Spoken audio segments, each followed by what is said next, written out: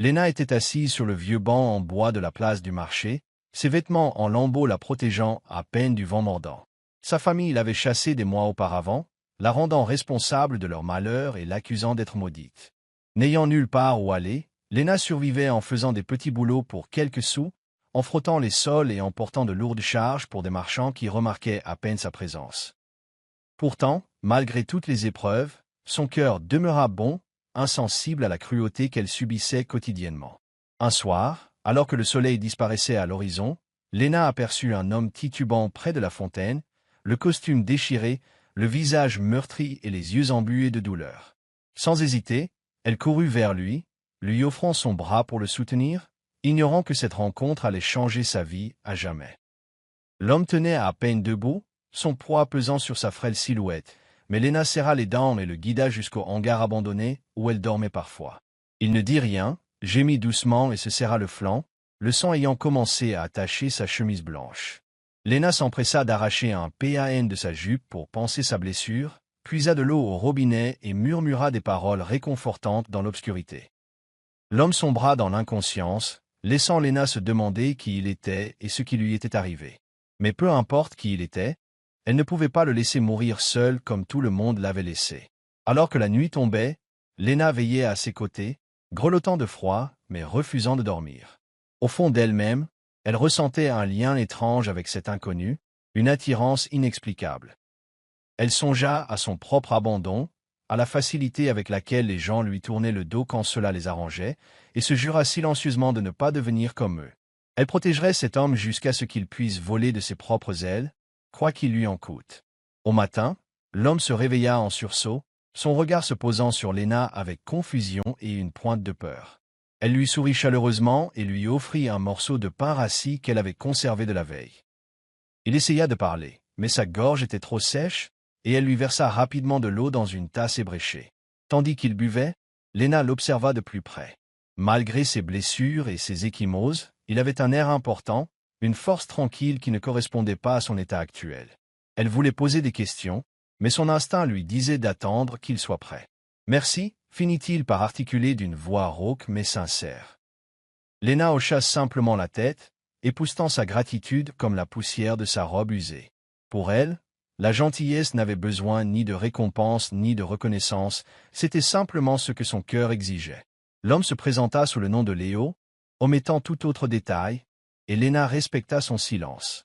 Elle lui dit son nom, sentant une lueur d'espoir s'allumer lorsqu'il lui sourit, un sourire sincère, loin du sourire moqueur auquel elle s'était habituée de la part des passants. Les jours suivants, Léna prit soin de Léo du mieux qu'elle put, partageant le peu qu'elle possédait et rapiéçant ses vêtements avec une aiguille et du fil. Lorsqu'il reprit des forces, il commença à l'aider par petites touches, réparant le loquet cassé de la porte de l'abri, allant chercher de l'eau et lui apprenant même à lire des mots simples avec un vieux journal qu'ils avaient trouvé. Pour la première fois depuis des années, Léna avait l'impression de ne pas être seule au monde. Elle ignorait que Léo cachait une vérité qui allait anéantir tout ce qu'elle croyait savoir de lui. Le regard de Léo se perdait souvent dans le lointain, comme s'il cherchait quelque chose ou quelqu'un. Ses mains, bien que guéries, étaient calleuses à cause du travail que Léna n'imaginait pas faire à un homme comme lui. Intriguée, elle ravala ses questions, se concentrant plutôt sur le fait de le nourrir et de le réchauffer. Un soir, tandis que les étoiles scintillaient dans le ciel, Léo se tourna vers elle, le visage obscurci par la lumière vacillante du petit feu qu'ils avaient allumé. « Pourquoi es-tu ici » demanda-t-il doucement. Pendant un instant, Léna voulut faire semblant d'avoir une famille qui l'attendait, un foyer rempli d'amour. Mais les mensonges pesaient lourd, et elle était fatiguée. « Je n'ai personne », dit-elle simplement. « Ma famille m'a abandonnée. Ils ont dit que j'étais inutile. » Elle a ri légèrement, un rire creux qui a fait mal au cœur de Léo. Il tendit la main, la posa sur la sienne pour la réconforter, et quelque chose passa entre eux, une promesse tacite qu'il ne l'abandonnerait pas comme d'autres l'avaient fait. Dans son esprit, il se jura de lui rendre au centuple sa gentillesse une fois qu'il aurait retrouvé la vie qu'il avait perdue. Mais cette vie était plus proche que Léna ne le pensait. Loin de la place du marché et du hangar, des hommes en costume sombre parcouraient la ville, leur portrait de Léo usé par les échanges. Ils murmuraient son nom avec urgence et révérence, à la recherche de l'homme disparu qui, à leur insu, était désormais assis à côté d'une pauvre fille oubliée qui lui avait sauvé la vie sans rien demander en retour. À mesure que Léo prenait des forces, il commença à suggérer des moyens de gagner plus d'argent. Ensemble, ils nettoyaient les ruelles, réparaient les charrettes cassées et aidaient même une vieille dame à monter son étal au marché chaque matin. Léna ne se souvenait pas de la dernière fois où elle avait autant ri et se sentait aussi pleine de vie, malgré leurs difficultés. Elle n'avait jamais rien demandé à Léo, et en retour, il la traitait comme son égal, ce que son propre sang lui avait refusé. Pour la première fois, Léna crut que peut-être, juste peut-être, la vie pouvait être belle. Un après-midi, après une longue journée de travail, Léo la surprit avec un petit paquet enveloppé dans du tissu. À l'intérieur se trouvait un simple collier fait de pierres colorées. « Je les ai trouvés près de la rivière, » dit-il d'un air timide. « Je pensais que tu devrais avoir quelque chose de joli. » Les larmes montèrent aux yeux de Léna lorsqu'elle l'enfila, se sentant chérie comme jamais auparavant. Elle le serra impulsivement dans ses bras, et pendant un instant, ils restèrent simplement enlacés, silencieux mais inébranlables. Mais la nouvelle s'était répandue à travers la ville. Une figure puissante manquait à l'appel, quelqu'un dont l'absence bouleversait profondément les riches et les puissants de la ville. Des rumeurs circulaient sur la trahison, les ennemis et les secrets. Et bientôt, ceux qui le cherchaient se retrouveraient plus près qu'ils ne le pensaient, car le temps de la clandestinité de Léo touchait à sa fin, tout comme la vie simple et paisible de Léna. Tard un soir, Léna se réveilla et trouva Léo dehors, les yeux fixés sur les étoiles, une expression de douleur profondément gravée sur son visage. Elle s'approcha de lui doucement, enroulant une couverture usée autour de ses épaules. « Ça va » murmura-t-elle. Il se tourna vers elle, les yeux brillants, et l'espace d'un instant, Léna vit en lui une tristesse qui reflétait la sienne. « Je te dois la vérité, » dit-il d'un ton lourd. Mais avant qu'il puisse en dire plus, un bruit de pas résonna dans la nuit. Un groupe d'hommes fit irruption dans la clairière, leurs lampes torchées perçant l'obscurité. « Le voilà !» cria l'un d'eux. Léo se raidit et s'avança devant Léna d'un air protecteur. « Reste derrière moi » murmura-t-il. Mais ces hommes n'étaient ni des voyous ni des criminels. Ils portaient des costumes sur mesure et parlaient dans des appareils coûteux, exigeant des nouvelles et aboyant des ordres. Léna les observait, perplexe, tandis qu'ils encerclaient Léo, leur visage exprimant un étrange mélange de soulagement et de peur. « Léna, » dit Léo en se tournant vers elle avec un sourire crispé, « j'ai besoin que tu me fasses confiance. Je vais tout expliquer. Viens avec moi. » Tremblante, Léna prit sa main tendue et s'engagea avec lui dans l'inconnu. Elle ignorait qui il était vraiment, ni pourquoi ces hommes le traitaient comme un roi, mais une chose était sûre, rien ne serait plus jamais comme avant. Ils emmenèrent Léo et Léna dans une voiture noire qui fila à toute allure dans les rues sinueuses.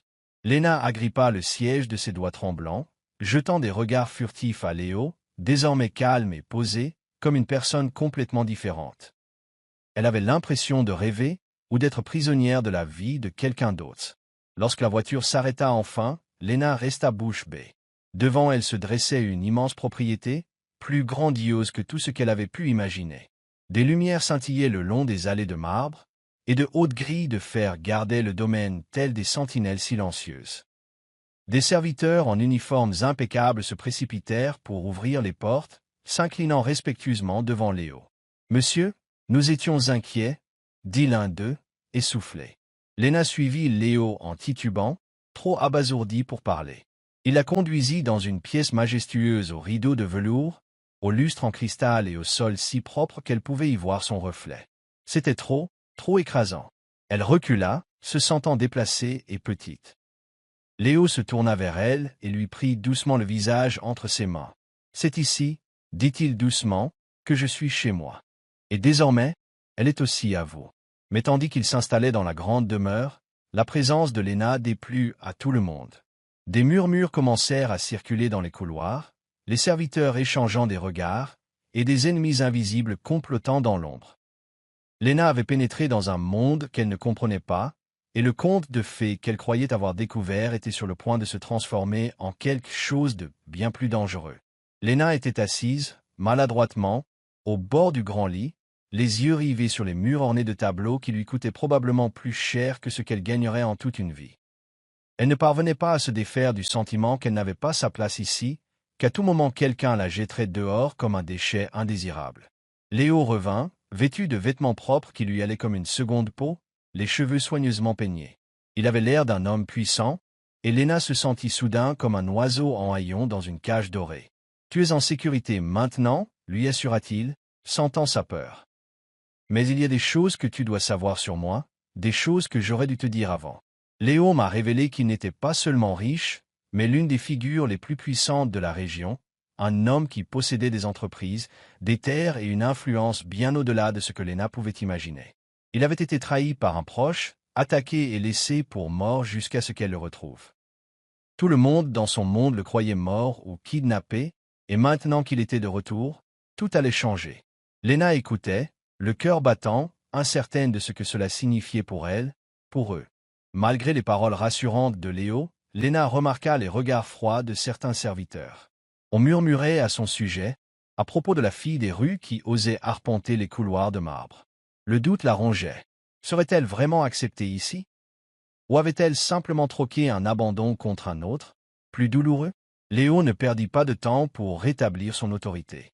Des réunions étaient programmées, des personnes convoquées et des excuses présentées d'un ton précipité et craintif. Léna observait depuis la ligne de touche, se sentant de plus en plus comme un fantôme. Léo ne l'ignorait jamais, son regard la trouvait toujours dans la foule, mais le monde dans lequel il évoluait était si différent, si impitoyable. Elle se demandait combien de temps il lui faudrait avant de réaliser qu'elle n'avait pas sa place dans cette vie étincelante et luxueuse. Un soir, Léo emmena Léna dans un jardin privé caché derrière le manoir. C'était paisible, rempli de fleurs épanouies et d'un petit étang scintillant. « Je te veux ici avec moi, » dit-il en lui prenant la main. « Tu m'as sauvé quand personne d'autre ne l'a fait. Je te dois plus que je ne pourrai jamais te le rembourser. » Ces paroles étaient sincères, mais la peur envahissait la poitrine de Léna. Elle savait que l'amour ne se fondait pas sur la dette ou la gratitude. Elle voulait être désirée pour elle-même, et non pour une faveur due. Mais alors que Léna commençait à rêver d'un avenir meilleur, une voix aiguë interrompit leur instant. Une belle femme en robe de soie se tenait au bord du jardin, son sourire acéré. « Léo, » ronronna-t-elle, ignorant complètement Léna. « Tu es de retour. Et il semble que tu aies récupéré une chienne errante. » La femme s'appelait Marissa, et il est vite devenu évident qu'il s'agissait d'une personne du passé de Léo. S'agissait-il d'un ancien amant, d'un associé, ou d'un entre-deux? Léna l'ignorait, seulement que Marissa la regardait comme si elle était de la poussière sous ses pieds. La mâchoire de Léo se crispa à l'approche de Marissa, ses talons claquant sur le chemin de pierre. « Marissa, » dit-il froidement, « voici Léna. Elle est sous ma protection. » Les lèvres de Marissa s'incurvèrent en un sourire moqueur. « Bien sûr qu'elle l'est, » dit-elle doucement, les yeux brillants de malice. Elle tourna les talons et disparut dans le manoir, mais ses paroles persistèrent comme une mauvaise odeur. Léna s'entoura de ses bras, se sentant exposée et ridicule. Quoi qu'en dise Léo, il était clair que pour des gens comme Marissa, elle ne serait jamais qu'un cas de charité. Cette nuit-là, alors que Léna restait éveillée, les yeux fixés sur le plafond, elle se fit une promesse silencieuse.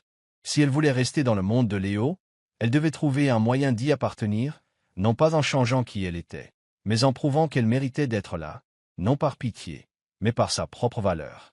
Le lendemain matin, Léna sortit de sa chambre et commença à explorer le manoir seule. Elle trouva les cuisines, la bibliothèque, les écuries, tout cela vaste et impressionnant. Certains serviteurs la saluèrent poliment, d'autres firent à peine attention à son existence. Mais Léna s'en fichait. Elle retroussa ses manches et donna un coup de main, polissant l'argenterie, balayant les couloirs, entretenant le jardin. Elle ne cherchait rien à prouver à personne, c'était tout simplement ce qu'elle était. Léo le remarqua, bien sûr. Il observa de loin Léna s'intégrer au rythme du domaine, son humilité rayonnant plus que n'importe quel bijou. Un soir, il la coinça dans la bibliothèque et l'attira doucement contre lui. « Tu n'es pas obligé de travailler ici, » murmura-t-il, la voix chargée d'émotion. « Tu as déjà fait plus pour moi que quiconque. » Mais Léna secoua la tête. « Je ne veux pas être là juste parce que tu as l'impression de me devoir quelque chose, » dit-elle doucement. « Je veux voler de mes propres ailes. » Léo l'embrassa sur le front, une promesse tacite entre eux. Pourtant, dans l'ombre, Marissa observait, le cœur brûlant de jalousie et de rage, planifiant sa prochaine action. Marisa n'était pas la seule à être mécontente de la présence de Lena. Un groupe de riches associés, hommes et femmes qui avaient autrefois rampé pour obtenir les faveurs de Léo, commença à murmurer entre eux. Ils voyaient Lena comme une menace pour leur influence, un élément imprévisible susceptible de perturber le fragile équilibre des pouvoirs qu'ils avaient construit autour de Léo. Discrètement, ils élaborèrent un plan pour chasser Lena avant qu'elle ne devienne leur employeur permanent. Un soir, lors d'un grand dîner destiné à célébrer le retour de Léo, Marisa passa à l'action. Elle renversa accidentellement un verre de vin rouge sur la robe de Lena devant toute l'assemblée. Des exclamations de surprise résonnèrent dans la salle tandis que tout le monde se tournait pour la regarder. Lena, les joues en feu, resta figée de gêne. Marisa esquissa un sourire narquois, feignant l'inquiétude, tandis que d'autres ricanaient derrière leurs serviettes. Mais avant que Lena ne puisse s'enfuir, Léo se leva, la fureur irradiant de lui. « Excusez-vous » exigea-t-il d'une voix tonitruante. Le sourire de Marisa s'estompa. « C'était un accident » dit-elle doucement. Elle comprend sûrement que des accidents arrivent, surtout aux gens comme elle. L'insulte était évidente, et le cœur de Lena se serra douloureusement. Pourtant, au lieu de pleurer ou de fuir, elle redressa les épaules, leva le menton et soutint le regard de Marisa. « Bien sûr » dit Lena d'une voix ferme. « Certaines personnes ne sont pas éduquées pour savoir ce qu'il en est. » Un silence stupéfait s'abattit sur la salle tandis que le visage de Marisa virait au rouge écarlate. Après le fiasco du dîner, Léo prit Lena à part, les mains tremblantes de colère. « Tu n'as pas à endurer ça, » dit-il avec férocité. « Dis un mot, et je les renverrai tous. » Mais Lena secoua la tête. « Je ne veux pas être la cause de tes divisions, » dit-elle doucement. « Si je veux rester, je dois gagner ma place, pas l'exiger. » Ces mots emplirent Léo de fierté et d'admiration, renforçant leur lien. Les jours suivants, Lena continua à se déplacer avec grâce dans le manoir, ignorant les insultes murmurées et les sourires fins. Peu à peu, certains membres du personnel qui la méprisaient autrefois commencèrent à s'intéresser à elle. Ils virent sa gentillesse, son travail acharné, sa force. Non pas parce qu'elle criait ou exigeait de l'attention, mais parce qu'elle vivait sa vérité avec calme et fermeté. Pendant ce temps, Léo commençait à opérer des changements subtils mais puissants. Il changeait d'alliance, réorganisait ses structures commerciales et prenait ses distances avec ceux qui manquaient de respect à Lena. Il n'annonça pas ses actions, mais le message était clair. Ceux qui ne respectaient pas Lena se retrouveraient indésirables dans son monde. Mais Marisa ne se laissa pas vaincre si facilement. Un après-midi pluvieux, elle coinça Lena dans le jardin, sa robe de soie traînant dans la boue sans se soucier de rien.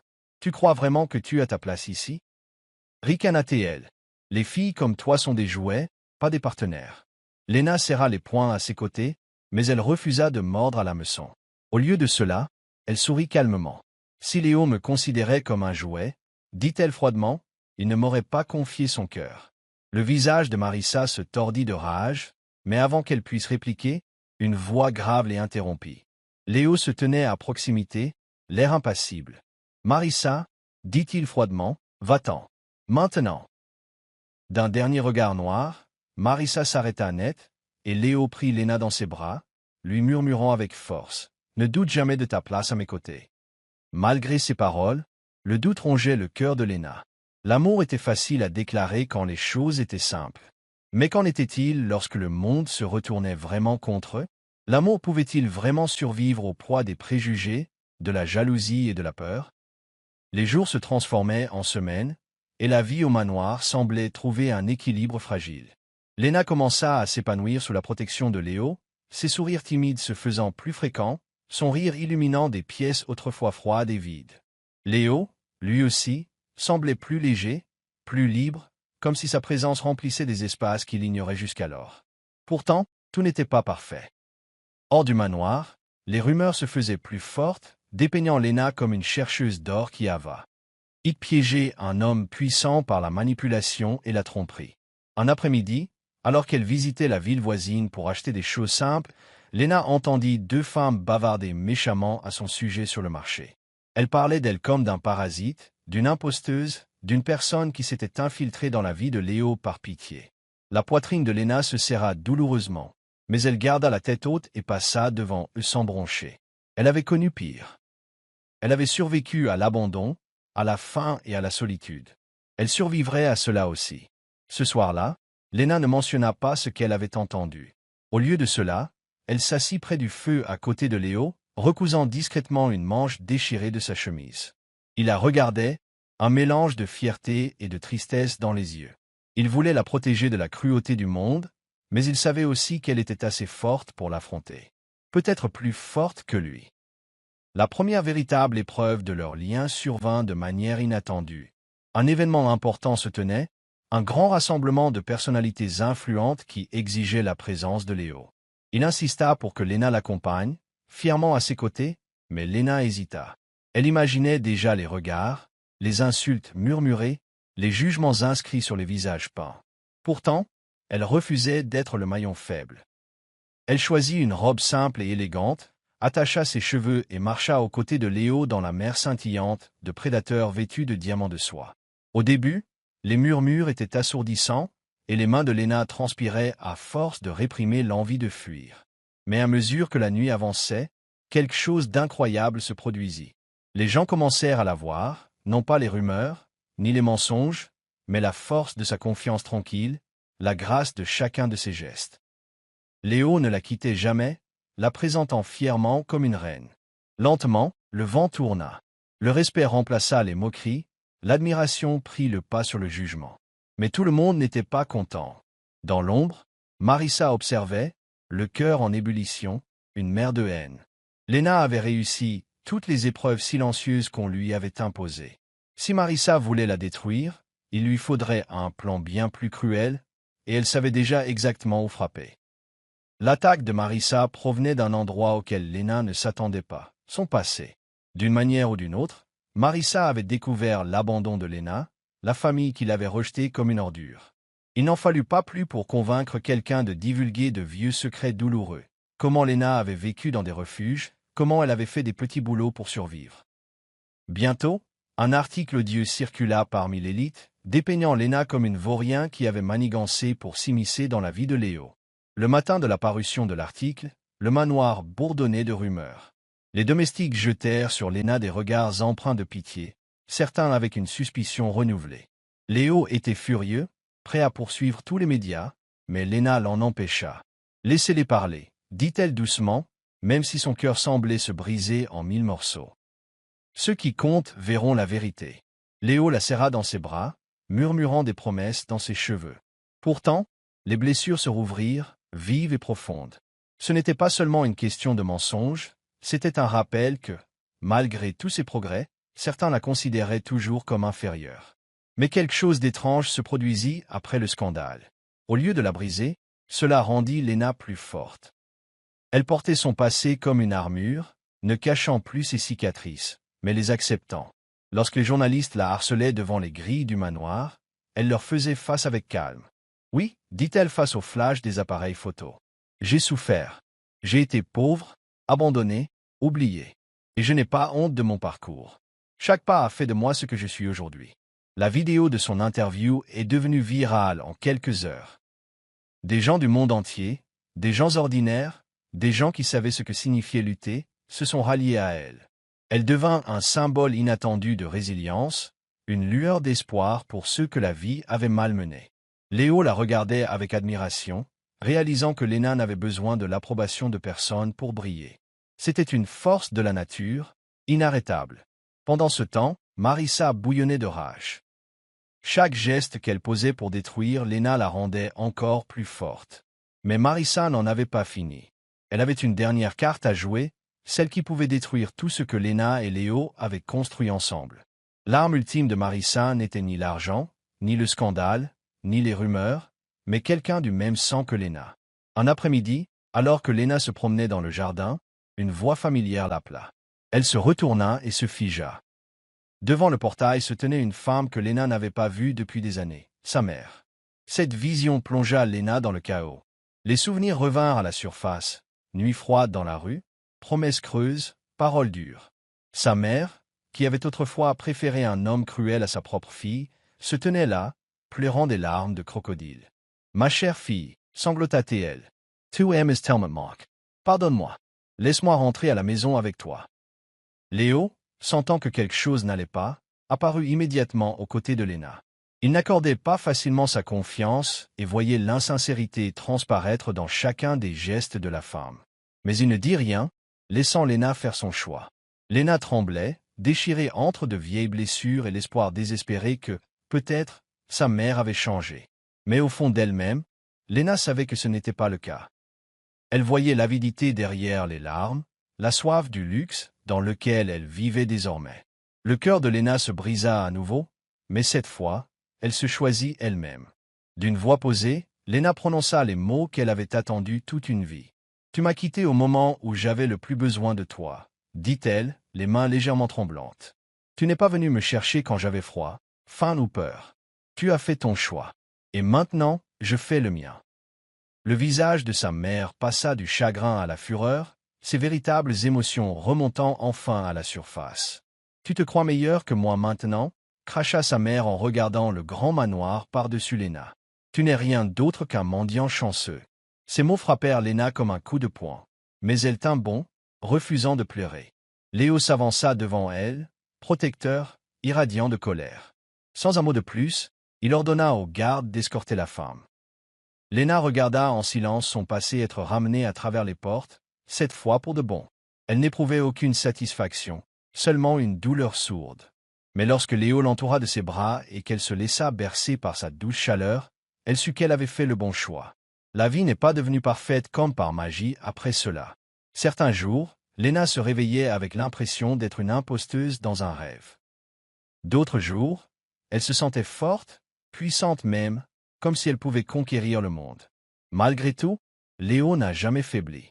Il l'a soutenue dans ses hauts et dans ses bas, toujours son point d'ancrage. Un soir, alors qu'ils étaient assis près de la cheminée, Léo sortit une petite boîte en velours. Le cœur de Léna fit un bond. Il l'ouvrit pour révéler une bague délicate, simple mais époustouflante. « Je ne veux pas que tu te sentes prisonnière, » dit-il d'une voix chargée d'émotion. « Mais si tu m'acceptais, si tu m'accompagnais dans cette vie, je serais l'homme le plus heureux du monde. » Les larmes emplirent les yeux de Léna. Elle avait passé si longtemps à croire qu'elle ne méritait ni amour ni bonheur. Et voilà un homme qui avait vu chaque morceau brisé d'elle et qui l'aimait malgré tout. Avec un sourire tremblant, elle murmura « Oui ». Leurs fiançailles provoquèrent une onde de choc dans le monde de Léo. Certains célébraient, d'autres fulminaient, et d'autres encore disparaissaient complètement. Mais ni Léna ni Léo ne s'en souciaient. Ils organisèrent une petite cérémonie intime, déterminés à célébrer leur amour sans les pièges toxiques des attentes sociales. Durant les semaines précédant le mariage, Léna s'est investie dans les préparatifs. Elle ne voulait pas d'une cérémonie fastueuse. Elle voulait quelque chose de vrai, quelque chose qui reflète le chemin parcouru ensemble. Léo accepta, désireux de lui donner tout ce que son cœur désirait. Pendant ce temps, Marissa tenta une dernière fois d'intervenir. Elle se présenta au bureau de Léo, implorant une nouvelle chance, prétextant avoir été aveuglée par la jalousie. Mais Léo l'a facilement déchiffré. « Tu as fait tes choix », dit-il froidement. « Et moi aussi. » Il lui tourna le dos et s'éloigna sans un regard. Le monde de Marissa s'écroula autour d'elle, et pour la première fois, personne ne s'en soucia.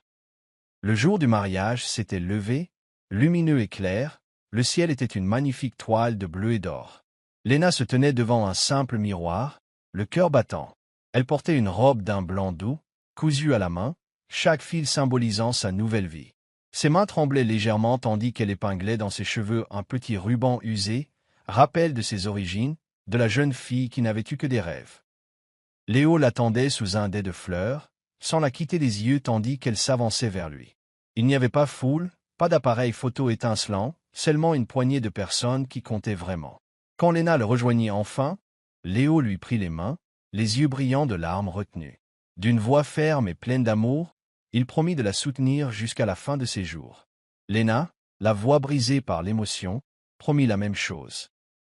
Alors qu'ils scellaient leurs vœux par un baiser, une chaise se leva du petit groupe et, pour la première fois de sa vie, Léna se sentit véritablement vue, aimée et épanouie. La vie de couple n'était pas un conte de fées, elle était meilleure. C'était réel. Léna et Léo affrontaient ensemble les défis du quotidien, riant autour de petits déjeuners brûlés, se disputant pour des choses aussi futiles que les couleurs de peinture et découvrant de nouvelles profondeurs d'amour dans les regards partagés et les moments de calme. Léna commença à explorer ses passions, encouragée par Léo à poursuivre ses rêves. Elle se découvrit une passion pour le design, dessinant des vêtements alliant beauté et sens. Léo la soutint à chaque étape, sa fierté pour elle rayonnant plus que toute sa fortune. Et même si certains continuaient à jaser, à juger, cela n'avait plus d'importance. Léna avait bâti une vie fondée sur la vérité, la résilience et l'amour. Rien ni personne ne pouvait lui enlever cela. Ses créations ont peu à peu attiré l'attention. Au début, seules quelques petites boutiques et quelques curieux du coin admiraient son travail. Mais bientôt, la nouvelle s'est répandue. Ses créations n'étaient pas seulement belles, elles racontaient des histoires. Des histoires de survie, de résilience et d'espoir. Les gens se sont rapprochés d'elle, et les commandes ont afflué plus vite que Léna n'aurait pu l'imaginer. Léo la regardait s'épanouir avec fierté. Il l'aida même à installer un petit atelier dans une aile ensoleillée du manoir, où elle pouvait travailler librement. Léna le trouvait souvent en train de s'y faufiler pour observer ses croquis, un sourire enjoué aux lèvres. « Tu es mon chef-d'œuvre préféré » murmurait-il, la faisant rire et rougir comme une écolière. Pour la première fois de sa vie, Léna ne se contentait pas de survivre, elle s'épanouissait. Elle avait un but, de la passion et de l'amour. Elle avait construit une vie qui lui appartenait vraiment. Mais le succès a apporté de nouveaux défis. À mesure que la marque de Léna s'est développée, de plus grandes entreprises ont commencé à s'y intéresser, et toutes n'étaient pas bien intentionnées. Un jour, un grand groupe de mode lui a proposé un contrat lucratif pour racheter ses créations. Il lui promettait gloire, richesse et une vie luxueuse inimaginable. Mais à la lecture du contrat, Léna eut un pincement au cœur. Signer signifierait renoncer au contrôle de ses créations, de son histoire. Elle ne serait plus qu'une marionnette dans l'empire de quelqu'un d'autre. Léo la regarda se débattre avec sa décision, mais ne la pressa jamais. « Quoi que tu choisisses, je suis avec toi », dit-il doucement. Finalement, Léna déclina l'offre. Elle préféra la liberté à la fortune, l'intégrité à la célébrité instantanée. Ce n'était pas la voie la plus facile, mais c'était la bonne pour elle. Sa décision suscita encore plus d'admiration. Son authenticité était respectée, et sa petite marque devint un symbole discret mais puissant de ce que signifie rester fidèle à soi-même. Les créations de Léna se vendirent plus vite qu'elle ne pouvait les fabriquer, et elle embaucha une petite équipe, composée de personnes ayant traversé des épreuves comme elle, pour développer son entreprise avec enthousiasme. Pendant ce temps, Léo faisait face à ses propres difficultés.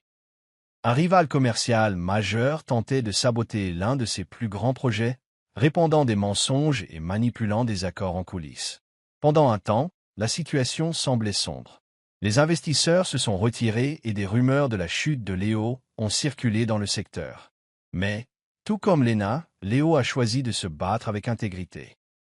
Plutôt que de se venger, il s'est concentré sur la reconstruction, le renforcement de ses fondations et la confiance accordée à ceux qui croyaient vraiment en lui. Ensemble, Léna et Léo se sont appuyés l'un sur l'autre, main dans la main, surmontant la tempête. Une fois la situation retombée, l'entreprise de Léo est ressortie encore plus forte et la marque de Léna est devenue un empire tranquille. Ils ont appris que la vraie force ne résidait pas seulement dans l'argent ou le pouvoir, mais aussi dans la résilience, l'amour et la capacité à se reconstruire après chaque chute. Un soir, après une longue journée, ils s'assirent sous les étoiles, sirotant du thé, main dans la main. « Nous avons fait du chemin », dit doucement Léo, son pouce traçant de petits cercles dans la paume de sa main. Léna sourit, la tête posée sur son épaule. « Et nous avons encore tant de chemin à parcourir. » murmura-t-elle. L'avenir ne l'effrayait plus. Elle savait qu'il y aurait des tempêtes, mais elle savait aussi qu'ils les affronteraient ensemble. Un an après leur mariage, Léna et Léo décidèrent de célébrer leur aventure en petit comité. Ils invitèrent tous ceux qui les avaient soutenus, le personnel, leurs rares vrais amis et ceux qui étaient devenus leur famille. Ce n'était pas un événement tape-à sans grave-l'œil. Au lieu de cela, ce fut une ambiance de rire, de repas maison, de musique et de danse pieds nus dans le jardin. Léna portait une robe simple de sa propre création, et Léo ne put la quitter des yeux de toute la soirée. Alors que la soirée touchait à sa fin, Léo la prit à part, les yeux brillants de malice. « Prête pour la prochaine aventure ?» demanda-t-il. Elle rit, demandant « Quelle aventure ?» Il s'agenouilla devant elle et posa une main sur son ventre encore plat. « Celle qui grandit en toi », dit-il en souriant. Léna haleta, une joie si soudaine qu'elle en eut le souffle coupé. La grossesse apportait son lot d'émotions. Léna s'émerveillait de la vie qui grandissait en elle, ressentant à la fois admiration et terreur. Léo devint encore plus protecteur, s'occupant d'elle à chaque occasion, la faisant souvent rire de son inquiétude exagérée. Ils passèrent des nuits blanches à discuter de prénoms, à se disputer gentiment sur les couleurs de la chambre et à rêver du genre de parents qu'ils voulaient être.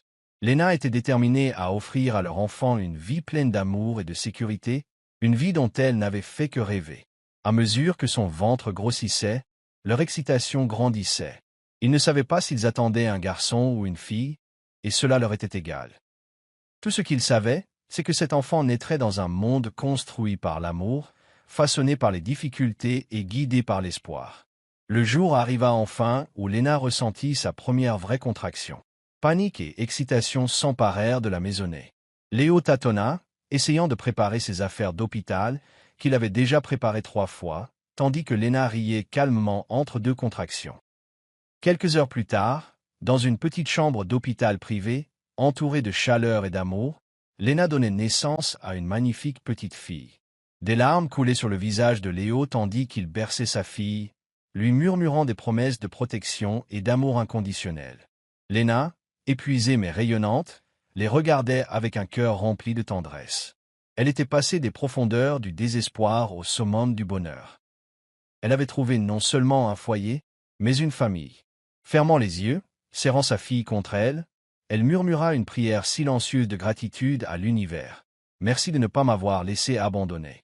Merci de m'avoir ramené à la maison. Son histoire ne parlait pas seulement de survie, mais de vivre enfin, vraiment.